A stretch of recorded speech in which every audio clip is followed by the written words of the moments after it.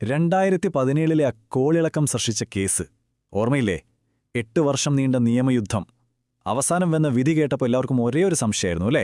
ഇതെങ്ങനെ സംഭവിച്ചു? അപ്പോൾ നമ്മുടെ കയ്യിലുള്ള വിവരങ്ങൾ വെച്ച് നമുക്കൊന്ന് നോക്കാം ആ ചോദ്യത്തിനുള്ള ഉത്തരം കിട്ടുമോ എന്ന്. ഓക്കെ, നമുക്കിതിലേക്കൊന്ന് ഇറങ്ങിച്ചെല്ലാം. കോടതി പറഞ്ഞ ഈ ഒരൊറ്റ വാചകം അതുമതി ഈ കേസിന്റെ ഗതി മുഴുവൻ മനസ്സിലാക്കാൻ. കുറ്റം ചെയ്തില്ല എന്നല്ല, ആ കുറ്റം സംശയാതീതമായി തെളിയിക്കാൻ സാധിച്ചിട്ടില്ല എന്ന്. അതായത് ഇത് നിരപരാധിയാണെന്നൊരു പ്രഖ്യാപനമല്ല, മറിച്ച് പ്രോസിക്യൂഷന് കേസ് തെളിയിക്കാൻ പറ്റിയില്ല എന്നുള്ളൊരു തുറന്നു പറച്ചിലാണ്. 8 വർഷത്തെ പോരാട്ടത്തിന്റെ ആകെത്തുക ഈ വാക്കുകളിൽ ഒതുങ്ങിപ്പോയി.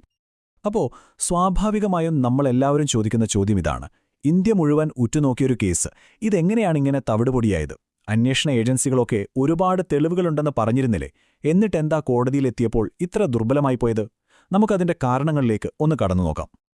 ഈ കേസിന്റെ അവസാനം ശരിക്കും മനസ്സിലാവണമെങ്കിൽ നമ്മളിതിന്റെ തുടക്കത്തിലേക്ക് തന്നെ പോണം. കാരണം കഥയുടെ തുടക്കം തന്നെ ഒരുമാതിരി വിചിത്രമായിരുന്നു. അന്വേഷണത്തിലൊരു വലിയ ട്വിസ്റ്റ് വരുന്നത് ആരും പ്രതീക്ഷിക്കാത്തൊരു വഴിയിലൂടെയാണ്. അപ്പോൾ ഈ കേസിനെ ഇത്ര സങ്കീർണമാക്കുന്ന ഒരു പ്രധാന ഘടകം അതിന്റെ പശ്ചാത്തലം തന്നെയാണ് സിനിമാ ലോകം.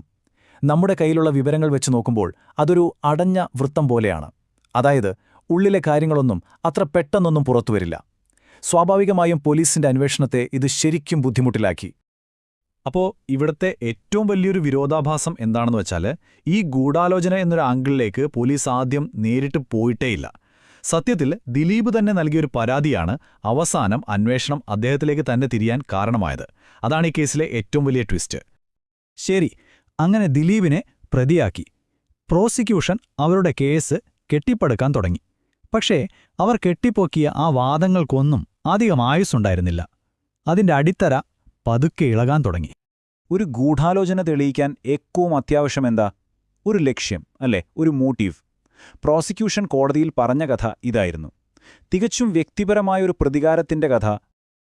പക്ഷേ ഈ പ്രതികാരത്തിന്റെ കഥ കോടതിയിൽ തെളിയിക്കണമെങ്കിൽ സാക്ഷികൾ വേണ്ടേ?